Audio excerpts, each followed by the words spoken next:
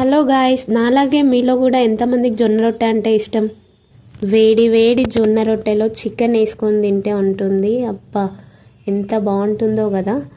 ఇంకా ఇప్పుడు జొన్న రొట్టెలు చేసుకోవడం మానేసిరు, కానీ ఒకప్పుడు మా చిన్నప్పుడు మాత్రం మేము డైలీ మాకు బ్రేక్ఫాస్ట్ అదే ఉండేది, జొన్న రొట్టె. జొన్న రొట్టె చేయడం చాలా ఈజీ అండి. ముందుగా పిండి తీసుకొని అందులో వేడి వాటర్ వేసుకొని కలుపుకోవాలన్నమాట. చల్లనీళ్ళు వేసుకోవద్దు. జొన్న రొట్టె కలిపేటప్పుడు వేడి నీళ్ళు మాత్రమే వేసుకోవాలి. వేడి నీళ్ళు వేసుకొని ఆ పిండిని బాగా కలుపుకోవాలి. మెత్తగా కలుపుకొని ఇట్లా ముద్దలుగా చేసుకొని మనకు కావాల్సిన సైజులో చేసుకొని కింద పొడి పిండి వేసి రొట్టె కొట్టేసుకోవడం అంతే.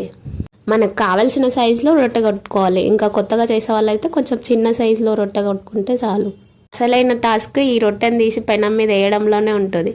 మనం పిండి ఎంత బాగా కలిపితే అది వేయడం అంత ఈజీ అవుతుంది. మనం పిండి కలపడంలోనే ఉంటుందండి మొత్తం.